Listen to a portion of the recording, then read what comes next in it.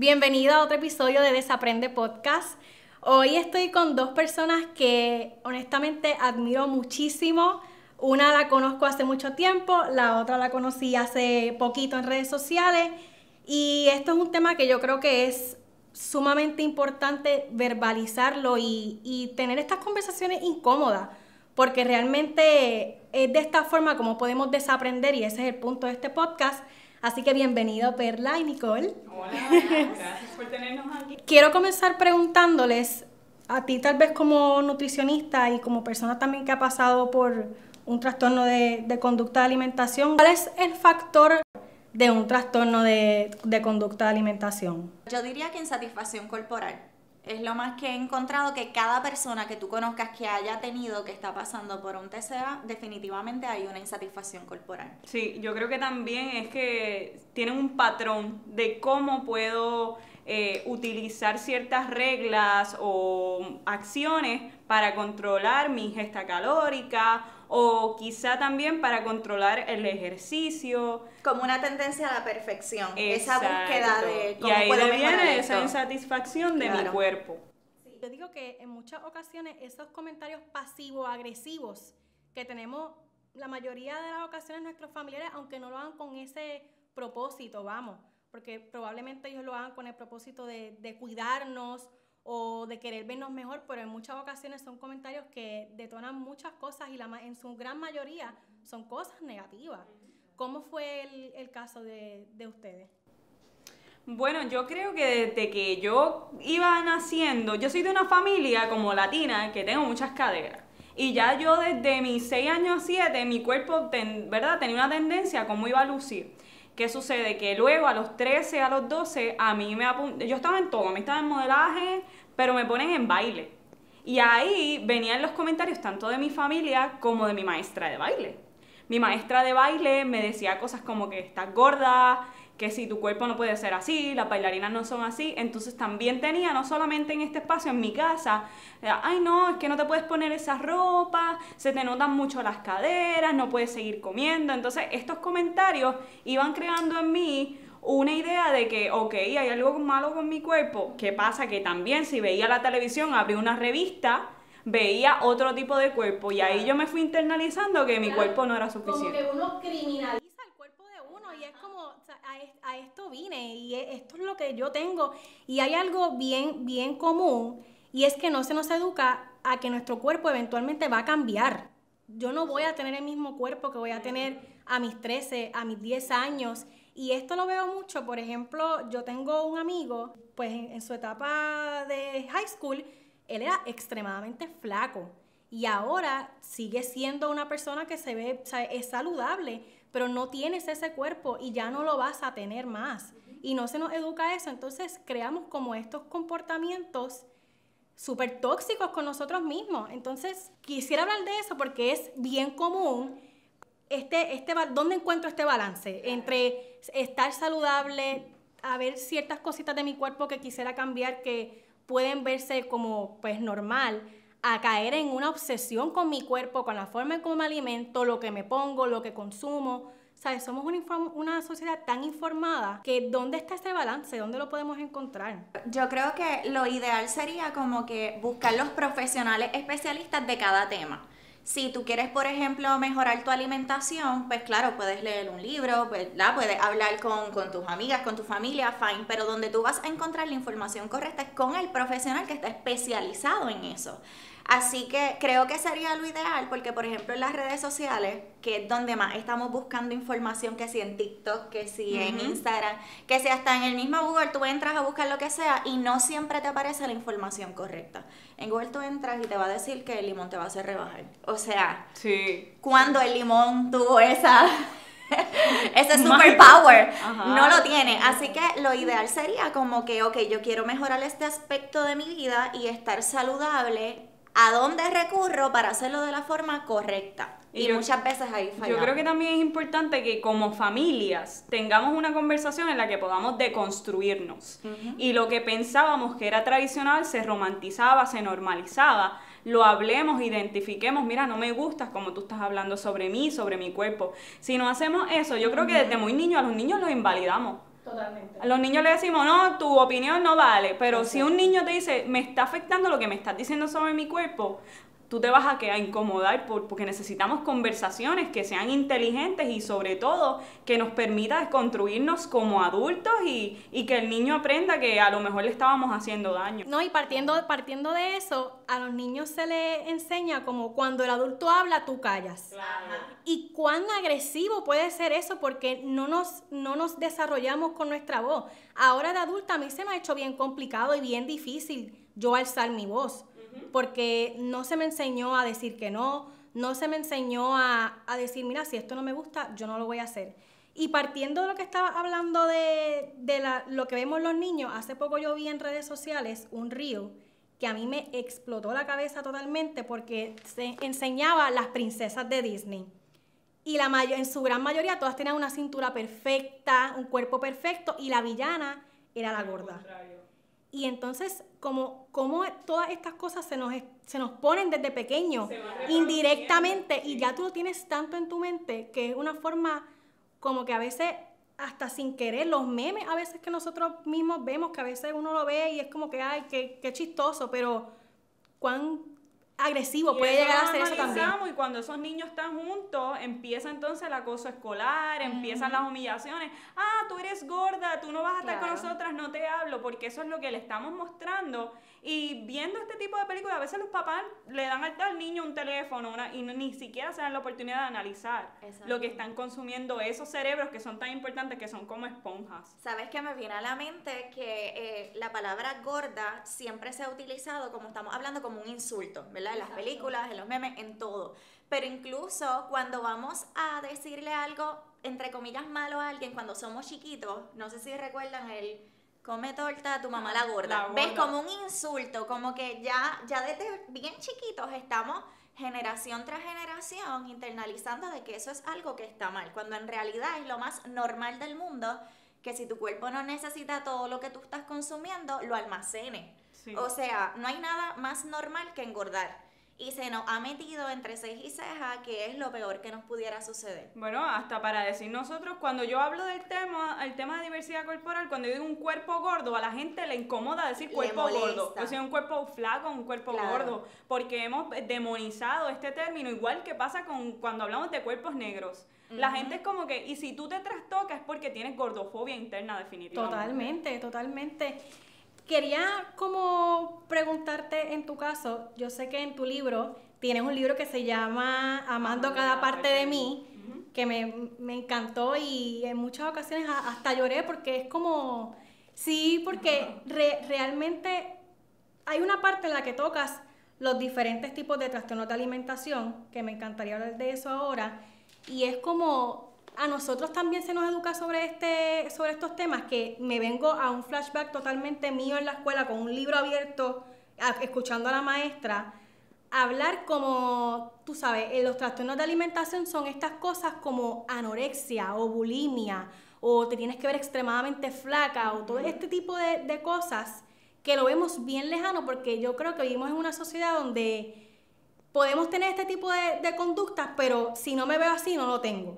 O, no, yo no soy gordofóbico, como estábamos hablando, si yo tengo amigos gordos. O, qué sé yo, ese tipo de cosas. Y son cosas bien, bien agresivas y bien perjudiciales. Claro. Entonces, hablando de tu libro, que me fui ya por la línea, me encantaría hablar de los diferentes tipos de trastornos de conducta de alimentación, porque creo que esto es bien, bien importante. Claro, mira, hablando un poquito también en la línea que estabas mencionando, como que antes tenías que estar extremadamente, por ejemplo, delgada para que fuese supuestamente anoréxica, ¿verdad? Para que cayera en la categoría. Yo creo que también tiene mucho que ver, y no sé si tú piensas igual, Perla, pero es que el DSM-5, que es el manual diagnóstico, ha ido también cambiando con los años. Entonces, eso tiene como unas características que si tú no las tienes, pues no caes dentro de lo que es este diagnóstico. Exacto. Y poco a poco eso ha ido cambiando. Por ejemplo, antes estaba que si la persona no desarrollaba amenorrea, que es la pérdida de menstruación, pues no caía dentro del diagnóstico de lo que es una anorexia restrictiva. Pues ahora eso lo quitaron. Ya tú no necesitas perder la menstruación para caer ahí. ¿Ves? Que yo creo que no es tan solo cómo nosotros como sociedad, ¿verdad?, vemos el trastorno y las características, sino que en medicina como tal, ¿qué se necesita para tú padecer esa enfermedad? Yo creo que por ahí hay una combinación.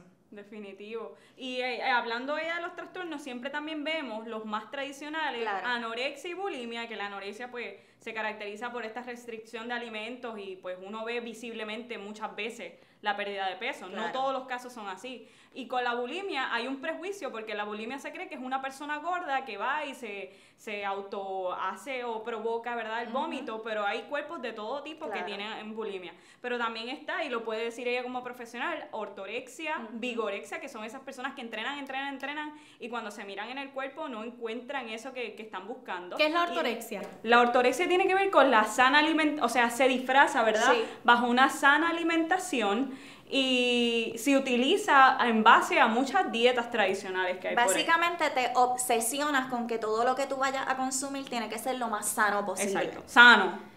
Entonces tú puedes ver estas personas que quizás todo lo quieren orgánico, o sea, todo tiene que ser como que tan y tan y tan específico y tan sano que caes entonces en la enfermedad. Sí, ese patrón obsesivo, ahí ya tú sabes que eso es una enfermedad. Claro. Entonces la vigorexia, que pasa mucho y va ligado también con algo que se utiliza en psicología, con la dismorfia corporal, porque no se ven, no, ese cuerpo que ven no lo satisface, es como, no me gusta. ¿Cuáles más? Tenemos la pica, bulimia. Rumiación, tenemos también sadorexia, que es otro tipo de trastorno. Droncorexia. Que son las personas que no comen para beber, o sea, Sí. ingerir bebidas alcohólicas. Lo que pasa con estos trastornos es que no están dentro del manual porque no son, diría yo, como tan típicos como lo es los otros, anorexia, bulimia y trastorno por atracón. Yo creo que con el tiempo, a medida que esto sigue avanzando, porque lamentablemente ha habido un aumento bien grande de TCA, mientras más casos hayan, a lo mejor entonces llegaría a estar en el manual. Porque no es que no existan, sí se tratan y sí existen, pero entonces no están dentro de ese manual diagnóstico. Sí. Hace poco yo vi un documental que hablaba sobre por qué las dietas no funcionan. Y básicamente, o sea, el término general del documental era decir como las dietas no funcionan porque en muchas ocasiones las hacen de una manera tan extrema que es imposible tú sostener una vida completa a base o en base, ¿verdad?, de esa dieta, exacto. Entonces, partiendo de esto de la vigorexia, la industria dietética te pone, o sea, te bombardea de información. La industria alimentaria te bombardea de información. O sea, somos una sociedad extremadamente bombardeada de información y muchas ocasiones como que nos podemos volver hasta como que locos porque ¿qué sigo? ¿Qué hago? ¿A qué le creo? ¿A qué no? Para ese adolescente o ese adolescente que no tiene ni idea, ¿cuáles son esos factores o esos factores comunes donde ella puede decir como, wow, yo creo que en efecto tengo un trastorno de alimentación? Yo creo que antes que todo, lo que te lleve a obsesionarte, a medir y a restringir, ya ahí estás teniendo una conducta desordenada. O sea que hay que estar como bien aware de cuáles son las conductas desordenadas para entonces levantar bandera y decir, ¿sabes qué? Yo creo que la tengo. Así que si tú estás siguiendo un plan de alimentación, vamos a decir dieta, una dieta restrictiva, que te estás obsesionando con la comida, que si sales afuera ya es un struggle porque tú no puedes comer de afuera, que si lo que estás comiendo no es suficiente y te quedas con hambre, pero no vas a comer más porque la dieta dice que solo puedes comer X cosa. O sea, todas estas conductas son conductas desordenadas que eventualmente desencadenan un TCA. O sea, que a lo mejor no tienes el trastorno, pero sí puede que vaya en camino por estar siguiendo estas dietas de moda. No, y también las tendencias en redes sociales. Yo pregunto esto más bien relacionado como a las redes sociales, porque es que hay tanta información. Demasiado. Por ejemplo, yo tengo una hermana que tiene 12 años y a mí me da mucho miedo las cosas que ella ve, porque a veces normalizamos tanto cosas que no deberían ser normales, que luego de yo leer tu libro e investigar muchas cosas para este episodio, yo llegué a la conclusión de que vivimos en una sociedad tan enferma que es como si tuviéramos un trastorno de alimentación colectivo. Es un trastorno de alimentación colectivo porque hay muchas ocasiones. Yo tenía una amiga hace poco que estábamos comiendo comida chatarra y ella me hace la salvedad y me dice, yo casi siempre luego que termino de comer me siento bien mal por lo que estoy comiendo. Y a mí, yo me quedé como que, wow, yo también, en muchas ocasiones. ¿Sabes qué? Hay ciertas cositas que no, como tenemos tanta esa información y tanto bombardeo y tanta perfección en redes sociales, y cuán importante es uno terminar de entender que lo que ves en redes sociales, por favor, personas que nos están escuchando, lo que ven en redes sociales no es la norma, no es la realidad, no es, o sea, no es lo que es, punto, no es un cuerpo regular, normal. Ahí está la persona que obviamente tiene una genética sumamente flaca, como lo fui yo. Yo, por ejemplo, en mi caso, a mí me hicieron bullying porque yo toda mi vida fui flaca al extremo. O sea, súper flaca. De que yo llegué a ser size 00 por mucho tiempo. Y no llegaba a pesar más de 100 libras. Pero no era algo que estaba en mí y yo comía regularmente. Gracias a Dios nunca me obsesioné, ¿verdad? Con mi cuerpo. Pero sí puede llegar a tener un factor bien, tú sabes, bien preocupante. Y yo creo que es bien importante también que muchas veces hablamos de alimentación saludable, que es tan importante. Hay dos industrias peleándose, la de la alimentación saludable y la comida chatarra, porque sabemos que la comida más chatarra es mucho más barata. El capitalismo es su máximo. Claro, es mucho más barata y pues uno se pone a pensar, pero ¿qué sucede? Que cuando no involucramos a los profesionales de la dietética y la nutrición a estos temas, ocurren estas cosas, ¿verdad?, tan violentas para la salud mental y el bienestar en general de las personas. Yo creo que es bien importante que a la conversación de todo, desde la medicina, se involucren estos profesionales porque para algo estudian. Y sobre todo entender que cuando uno come intuitivamente, que en mi caso yo tuve anorexia, yo no comía nada de carbohidratos. Yo empecé a eliminar, yo no comía papa, yo no comía fruta, pues yo decía, eso me va a engordar. Pero si no entendemos, no tenemos este conocimiento de cuál es la función de un carbohidrato, cuál es la función de una proteína, de los lípidos. O sea, si no tenemos esta educación desde las escuelas, vamos entonces a rayar en conductas que son extremas. Y yo creo que cuando uno está en paz consigo mismo, mira, yo comiendo saludable, yo me puedo comer ahora, yo antes no comía pan, nada. Y yo siento una paz porque digo, estoy comiendo para nutrirme. No para tener un cuerpo perfecto, es para nutrirme, porque yo sé que cada componente, cada vitamina, tiene una función en mi cuerpo. Y cuando entendamos eso desde muy niños, que nos hablen cómo la nutrición tiene un efecto positivo en nosotros, no vamos a estar como que dando esta pelea entre industrias, porque si hay una industria que se está lucrando de esto y por eso vemos tasas de enfermedades que están relacionadas al peso, a la obesidad. Pero si no tenemos un balance y no encontramos cómo hablar correctamente de nutrición, vamos a seguir rayando en esto. Y al final, como tenemos el concepto de que trastorno alimentario es exclusivamente de digestión y comida, al final no vemos que estamos hablando de conductas que trastocan la salud mental. Claro. Que a mí me gustaría añadir que, porque por ejemplo, nosotras en la conversación, ¿verdad?, que estamos teniendo aquí normal, por ejemplo, mencionamos comida chatarra. Porque es normal que desde pequeños se nos ha enseñado eso también. Y lo decimos automáticamente. Pero ¿qué pasa? Que cuando hablamos de los trastornos alimentarios, que es condición mental, si tú me estás hablando de esa comida chatarra, yo me voy a sentir como basura cuando yo me la coma, porque es que estoy pensando que es una comida chatarra. Claro. A mí me gusta, por ejemplo, llevar a mis pacientes, y cuando llevo el mensaje de nutrición, de que no hay un alimento bueno, un alimento malo. Hay alimentos que tienen más nutrientes y más beneficios que otros. Claro. Eso lo sabemos, pero no te puedes sentir mal cuando tú te comas esos otros alimentos que la sociedad, ¿verdad?, ha estipulado que son malos o chatarra, porque entonces, ¿qué es más importante, la salud física o la salud mental? O sea, hay que tener un balance en las dos cosas. Y a mí me pasa como entrenadora, yo que tuve anorexia y bulimia, trato de que mis acciones, porque yo no soy nutricionista licenciada y se supone en Puerto Rico, por ley, tú no puedes hacerle una dieta si no hay una nutricionista involucrada o un nutricionista. Pues yo lo que hago es, para no caer en esto, porque esto a mí no me corresponde, yo les pregunto, mira, ¿qué comiste hoy?, para saber. Y trato de que mis acciones, porque sería lo más violento del mundo, que no rayen en un detonante de un trastorno alimentario.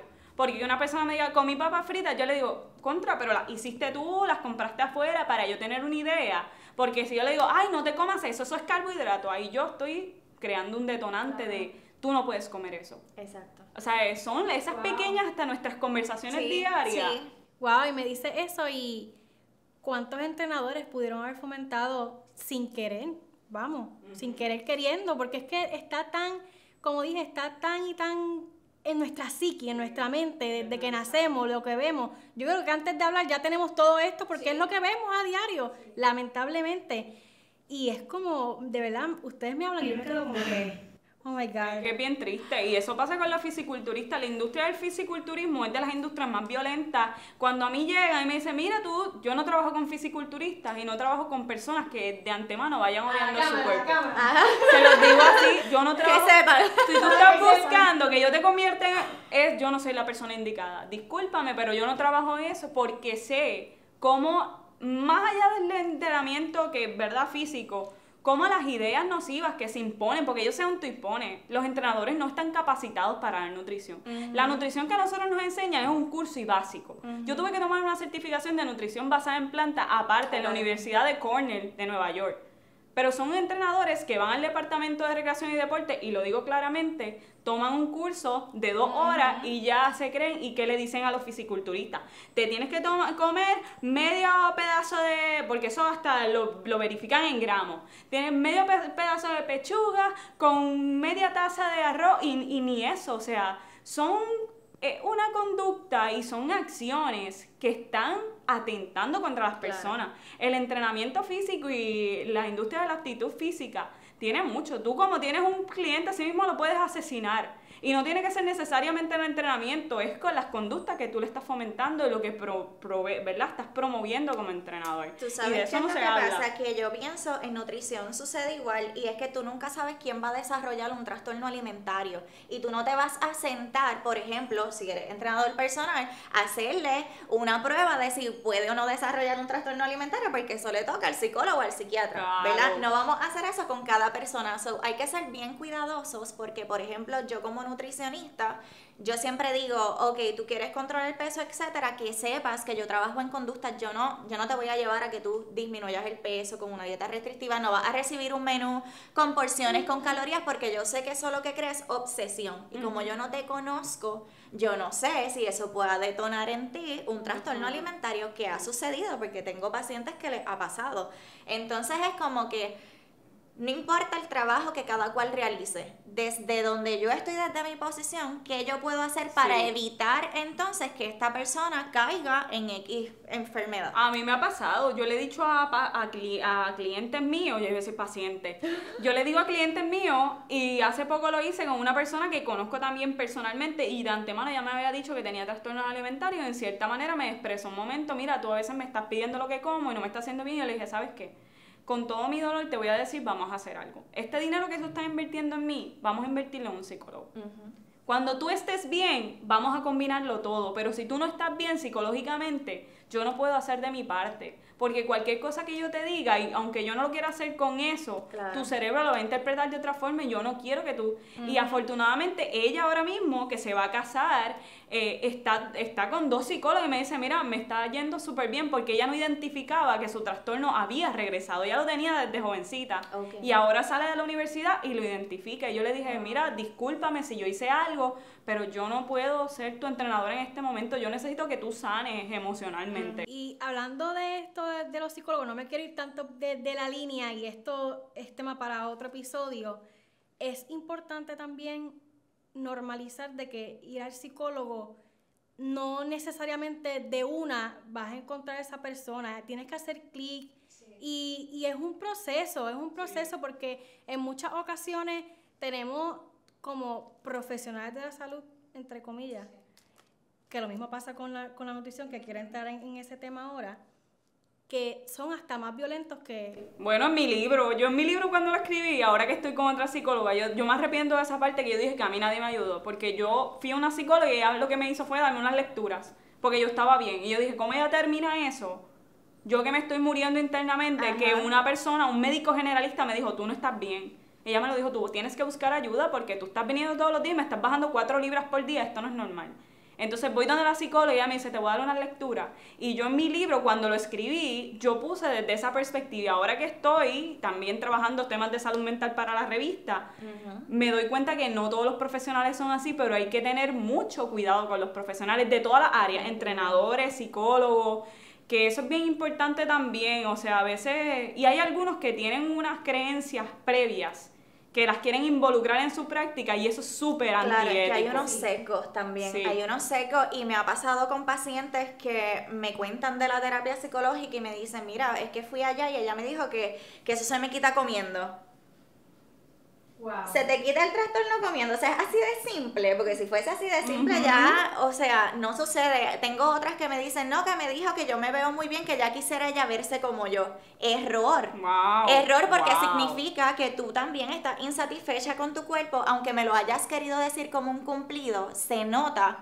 En esos casos se nota que el paciente sabe más de su propia condición que el mismo profesional que lo está trabajando. Y es So, tan importante que los demasiado. psicólogos que vayan a trabajar particularmente trastornos alimentarios tengan una especialización en esa área. Es bien Porque en importante. Puerto Rico solamente ahora mismo, ahora en el 2022, porque te digo cuando yo tuve anorexia y bulimia para el 2014-15, ni una clínica especializada. En Puerto Rico solamente hay una clínica especializada y como 2 a 3 entidades que se dedican... Sí. particularmente con una de ellas ANDA, que es la Asociación de Desórdenes Alimentarios, que se preocupan particularmente por este tema, pero aquí tú no es que cualquiera tú digas, vete, búscate Exacto. ayuda profesional porque no saben manejar un trastorno alimentario. Puede salir peor de lo que... Uy, sí. peor En de lo este que- caso de los trastornos de alimentación, de la nutrición, yo sé que lo que te llevó a la nutrición fue que Fue también otro trastorno. tu historia, que quiero que me hables un poquito de eso, pero también me gustaría que me dijeras cuáles son esos red flags de un nutricionista, ¿sabes? Como decir, ok, este nutricionista no está apto para este tipo Trabajar un de trastorno. trabajar un Ah, Eso trastorno. está bueno, quiero escuchar. Y yo acá... Sí, porque es que hay, No se piquen, no se piquen. por favor, pero es que sucede, I mean, Sí, sucede sí, demasiado. Sí, pues mira, yo comencé trastorno alimentario como a los 14 años. Yo era extremadamente delgada, tal y como tú mencionas. Entonces, me recuerdo que el elemental a mí me gustaba que si actuar, que si bailar, que si cantar. Cada vez que había, qué sé yo, una lectura, ya estaba yo con el micrófono. Era como bien extrovertida y todo eso me encantaba. ¿Qué pasa? Que cuando voy saliendo de 8º grado, pues, ¿verdad? Me bajó la menstruación y mi cuerpo yo siento que cambió así. O sea, pero es que de la noche a la mañana yo me miré al espejo y no me reconocía. Pasé de ser 0 a 6'3" de pantalón, tú sabes, era como que no me gustaba. Y ahí fue que yo empecé entonces como a jugar, por así decirlo, con los trastornos, porque nunca caí en uno en específico, sino que pues yo intentaba esto, no me funcionaba, pues restringía, no me funcionaba porque terminaba entonces teniendo un atracón, pues entonces hacía otra cosa, ¿ves? Era como que, pero en ese jueguito estuve casi 4 años, 3 años y pico, entre un parcial, psiquiatra, como 3 nutricionistas. ¿Qué pasa? Que cuando me topo con los nutricionistas, que yo sé que hicieron lo mejor que pudieron, ¿verdad? Con el conocimiento que tenían en ese momento, pero me entregaban este menú con las 6 comidas, 3 meriendas, y yo lo que hacía era romper a llorar allí porque es que yo no estaba preparada para eso. Entonces, al final de todo yo dije, ¿sabes qué? Yo voy a estudiar nutrición, no porque quiera ser específicamente, o sea, solo nutricionista, sino porque me quiero especializar en TCA. Como que cuando una persona tenga el trastorno, yo quiero ser esa nutricionista que lo entiende, que está ahí, que le puede dar como que otra herramienta. So, esa fue la razón principal por lo que lo hice. ¿Y cuáles son como esos red flags o tal vez cuando digo red flags no lo digo en el sentido de que lo hacen agrede, pero como Claro. dije, como esto es un tema tan tabú todavía, no se habla y como dijimos anteriormente, se normaliza tanto Claro. como este tipo de, lamentablemente, trastorno de alimentación con nuestro cuerpo, con comer sano, que pienso que los nutricionistas, muchos de ellos no necesariamente lo hacen de una forma como de agrede o a propósito, pero no tienen ese tacto tan delicado que deberían tener con una persona que sufra de un TCA. Sí, yo creo que hay que estar bien pendiente, ¿verdad? Y tener en mente que, como hablábamos ahorita, la preparación de nosotros los nutricionistas dietistas es básicamente esta persona cómo la pongo a bajar de peso y aquella persona tiene una condición, ¿qué yo hago para ayudarlo, ¿verdad? Con la alimentación en cuanto a esa condición, y muy poco se toca de prevención, etcétera. De los trastornos alimentarios ni se diga. O sea, es que ni una clase, es como que mencionamos el temita y se acabó. Así que hay que, cuando tienes un trastorno alimentario o cuando tú estás ¿cómo te digo? Como que te estás dando cuenta que estás ahí como que struggling con algo de la alimentación, tienes que buscar esos dietistas que primero que son licenciados, o sea, que tienen su licencia Muy para trabajar importante. aquí o en Estados Unidos. Y lo otro, que sean como, o sea, bien amplios con la diversidad corporal. Es como que tienen que estar con eso bien presente. Sí. No pueden ser pesocentristas. O sea, es decir, si aquí me llega una persona con X índice de masa corporal versus esta otra persona con otro índice de masa corporal, mi forma de trabajarlo va a ser prácticamente igual. ¿Por qué? Porque no me estoy basando en el peso. Lo que yo quiero es lograr otras cosas. Vamos a lograr salud enfocándonos en otras cosas que no sean el peso. En cuanto a, por ejemplo, los menús, casi todos los nutricionistas pues damos un menú con unas calorías, etcétera. Si tú estás ahí rozando con un trastorno alimentario o ya lo tienes, eso lo que va a causar es más obsesión. Así que esos son los pequeños detalles, ¿verdad? Que hay que ir buscando y lamentablemente eso tú no lo sabes hasta que llegas con el dietista, ¿verdad? Y te atiendes con esa persona, a menos que sea, por ejemplo, como en mi caso y como otras colegas que también hasta en sus redes sociales lo ponen, como que no soy pesocentrista o me gusta la diversidad corporal o hago esto así, así. Es un poquito tricky. Encontrar ese nutricionista a veces se torna en algo como encontrar al psicólogo. Con Sí. cuál hago el clic y cuál me está ofreciendo entonces herramientas que no hagan que yo caiga más duro con el TCA. Y desafortunadamente ante la carencia o que hayan tantos especialistas, Sí. particularmente de nutricionistas y psicólogos, a veces la tarea es complicada. Sí. O sea, tú quieres buscarlo, pero no hay muchos que se especialicen.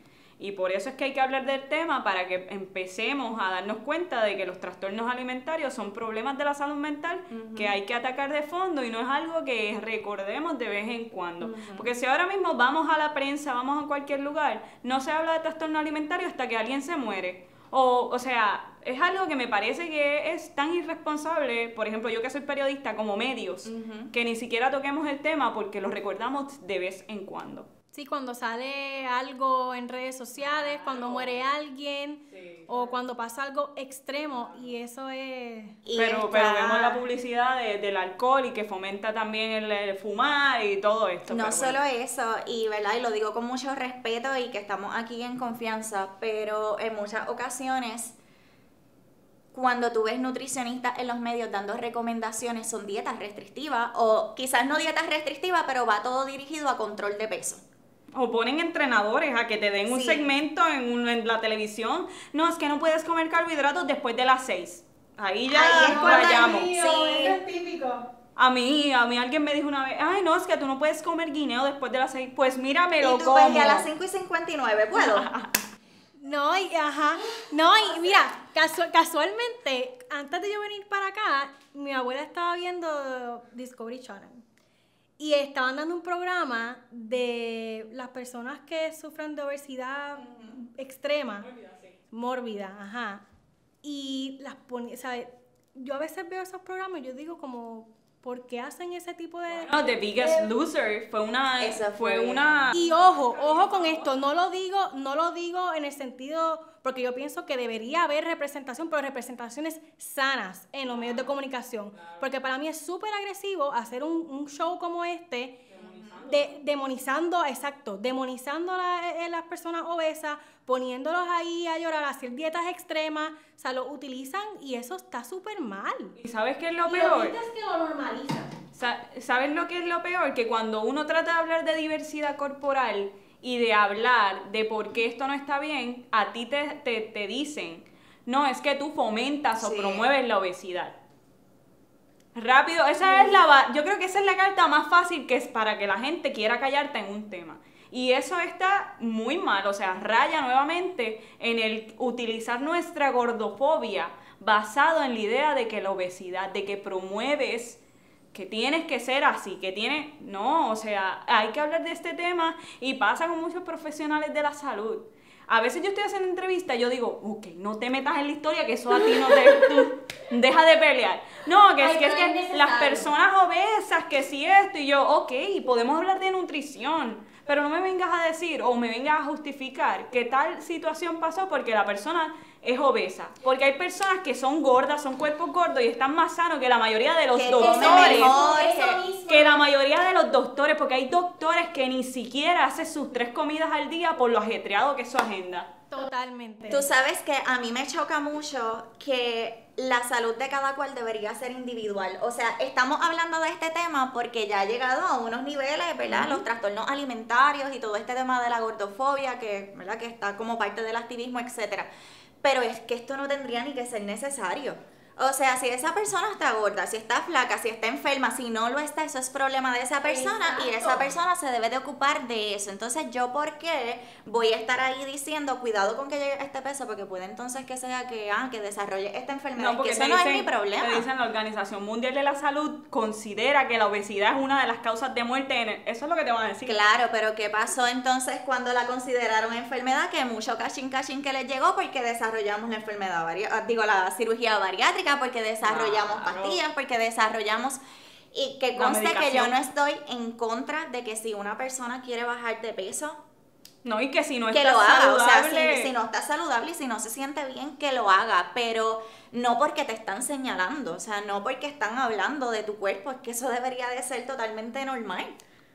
No porque te digan tampoco que tu cuerpo no cumple como debe ser el estándar tradicional y por eso debes rebajar.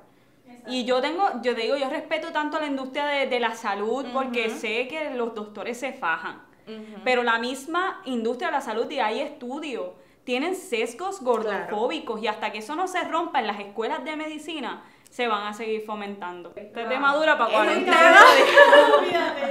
No, y es cierto porque yo sé que hay muchas personas que pueden escuchar o ver este podcast a través de las plataformas que sean y puedan decir como, ay, claro, ellas lo dicen porque todas son flaquitas, son bellas y que caen perfecto con el estándar de belleza.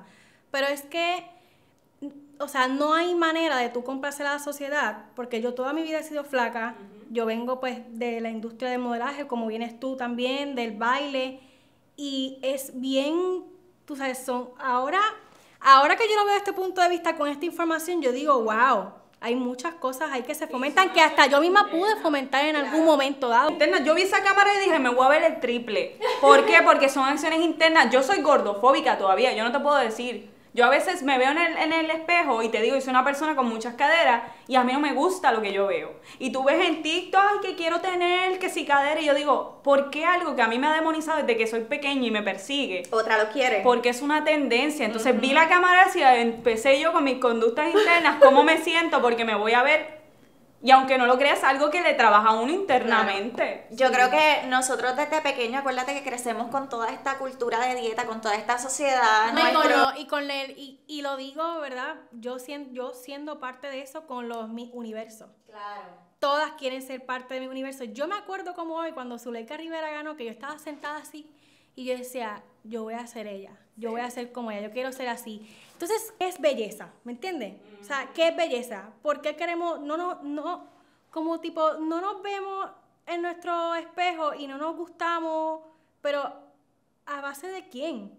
Exacto. O sea, ¿por qué no me gusto? ¿Con qué o con quién quiero encajar? O sea, siempre que yo me veo en el espejo y a veces, claro que sí, como lamentablemente, yo diría que la mayoría, cada 9 de 10 mujeres, hay cosas que no nos gustan de nuestro cuerpo y obviamente hay personas que pues lo trabajan de manera regular o hay personas que pueden, ¿verdad?, llegar a obsesionarse con esto por todo lo que hemos estado hablando durante este episodio.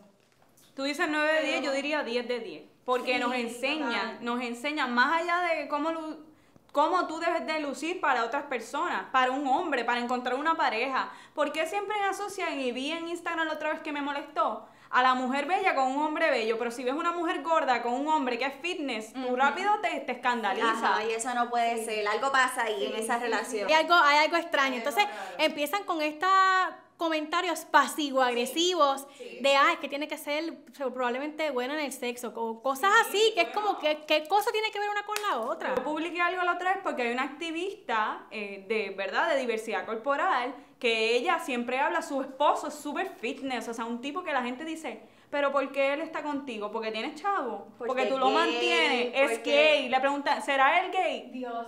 De verdad que la gente la Es sociedad todo tiene- bien superficial, bien es todo repugnante. bien superficial. Yo digo a los niños y a los jóvenes que se pasan metidos, ¿verdad?, en las redes sociales y que eso es lo que ven. Yo creo que el mejor consejo sería como que no busques parecerte a nadie.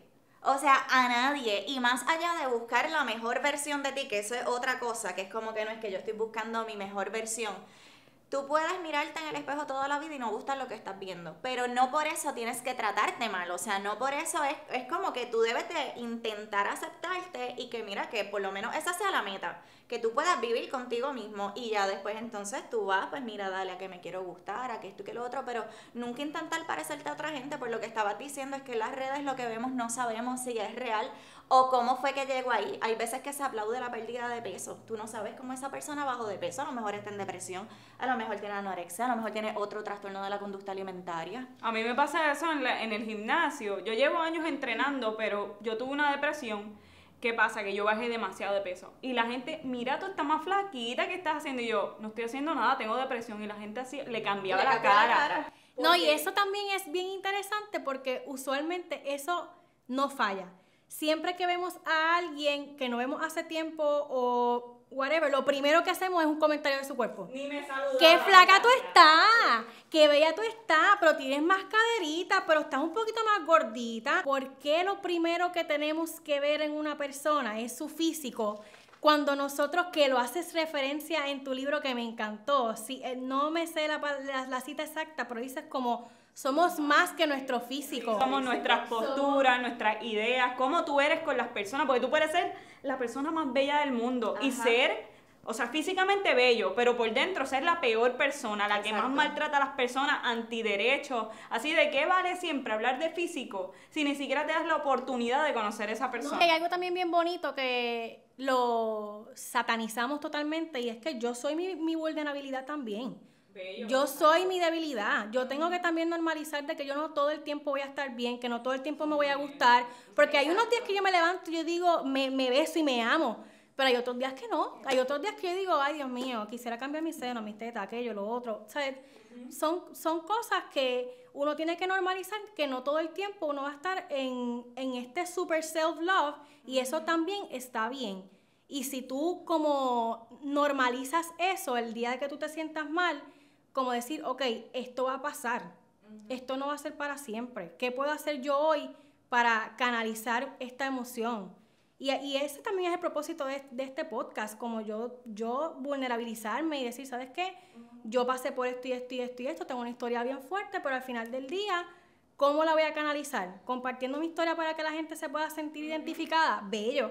Pues eso es lo que voy a hacer. Y obviamente ese es el propósito de que ustedes también estén aquí, porque yo creo que mientras más tengamos estas conversaciones en la mesa, que son incomodísimas, claro que sí, porque no todo el mundo está dispuesto a desaprender. No todo el mundo está dispuesto a decir, wow, yo soy gordofóbico. Porque en muchas ocasiones, hasta en mi misma familia, yo la escucho hablar de size de camisa, de ciertas, como que, ay, Dios mío, ya soy size large. Y es como, está siendo gordofóbico. Pero probablemente si le digo, me va a decir, pero yo no soy gordofóbico porque es que yo tengo amigos que son gordos. Y vuelvo y hablo de estas cosas y no quiero que suene que estoy satanizando la gordofobia, pero es que quiero educar y que podamos poner nuestro granito de arena en que el peso no debe ser un denominador de qué está bien o qué está mal. Porque hay personas que yo estoy segura que no tienen mi mismo peso y son 1000 veces más saludables que yo, como hemos estado hablando durante esta conversación. Entonces, ¿sabes? Son como muchas cosas, son muchas cosas. Entonces, en cuanto a la rehabilitación, esto es bien importante. ¿Cómo podemos ayudarnos y cómo podemos acompañarnos? Y sobre todas las cosas, hay ciertos comentarios que nuestras familias, nuestros amigos piensan que son normales, pero para nosotros son súper agresivos si estamos pasando por un problema como este. ¿Cómo le dirían ustedes tal vez a esa mamá que está escuchando, a esa hermana? ¿Cómo debería ser ese lenguaje. Yo creo que lo primero, ¿verdad? Para empezar como que con el primer paso es que si tú identificas algo, busca ayuda. Eso es lo primero. Tú identificaste algo, ve al psicólogo, saca la cita, aunque sea conversar, le dejas saber si el problema va mucho más allá, pues entonces te consigues el team completo. El nutricionista, el psicólogo, el psiquiatra, todo lo que necesites. ¿Qué pasa? Que para mí es bien importante que esa persona que está presentando esos problemas sea bien comunicativo con la gente que lo rodea. Es como que yo estoy pasando por esta situación y esto es algo serio y yo necesito que ustedes sepan que esto y esto me hace daño, aunque ustedes lo vean normal. Y entonces esa comunicación es lo único que va a permitir que esas personas no metan la pata, y lo digo entre comillas, porque a lo mejor ellos no saben que te están causando ese daño, porque ya para ellos es algo súper normal. ¿Qué pasa? Si eso no funciona, yo pienso, ¿verdad? Y lo he visto en mis pacientes, que en ocasiones es necesario alejarse. Es necesario alejarse de esa amiga que siempre está haciendo dietas, que siempre está hablando de que está insatisfecha con su cuerpo, de ese novio que quizás te critica cuando te desnudas. Y aprender a priorizarse uno. Claro, tienes que ponerte tú como que sabes que poner límites. Definitivo, eso es, poner los límites y no tener miedo a hacerlo, porque usualmente tenemos miedo a esa confrontación, pero es bien necesario que tú des el primer paso, que lo dejes saber y que si es necesario, pues entonces lo digas a sí mismo. ¿Y cómo es ese proceso de recuperación? ¿Se puede uno curar completamente de un trastorno de alimentación? Porque yo siento que hasta cierto punto, que fue como estábamos hablando antes de grabar, siempre hay una herida. Claro, y sabes que no se escoge ni el trastorno alimentario, ni se escoge el haber sido delgada, ni se escoge el ser gordo. Exacto. O sea, a veces creemos que siempre podemos manipular el peso y no siempre así. Hay tantos, pero tantos factores que van a influir en cuál es tu peso, que honestamente es como que tú me digas a mí que yo tengo el peso que peso porque yo escogí tenerlo, no es del todo cierto, lamentablemente. Entonces, en cuanto a la recuperación, sí es posible, 100%. Hay casos que no se llegan a recuperar, o sea, eso está en estudio y todo. Pero lo que pasa es que para que tú te recuperes se tienen que dar una serie de cosas.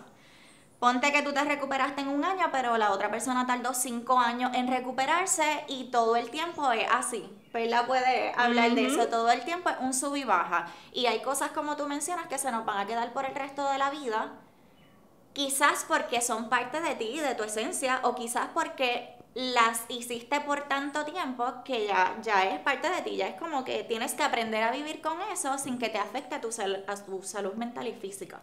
Pero definitivamente sí es posible una recuperación. Lo ideal y para que sea un poco más rápido es tener los profesionales adecuados. No tenemos tiempo para más, pero el propósito de este episodio yo creo que definitivamente se cumplió. Y el punto es desaprender y sobre todo, ya lo he dicho 1000 veces en esta palabra, pero es que es necesario. Y quiero que se le quede a esa persona que nos está escuchando desde donde sea. Y yo creo que si que queremos una sociedad más inclusiva, una sociedad que realmente tenga justicia social, es importante de construirnos, desaprender y todo lo que sea sacar. ¿Dónde podemos conseguirlas en sus redes sociales?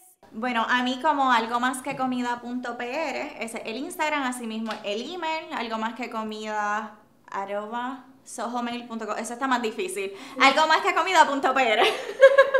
A mí me pueden encontrar en mi página web perlalesandra.com, ahí está la sección de compras para el libro, y también en mis redes sociales como perlalesandra. Mi nombre está complicado, así que S, no X. Mil gracias por estar aquí, las admiro demasiado y sobre todas las cosas les doy las gracias por compartir este espacio conmigo y sobre todas las cosas por compartir su historia con tantas personas que yo sé que el mensaje va a llegar.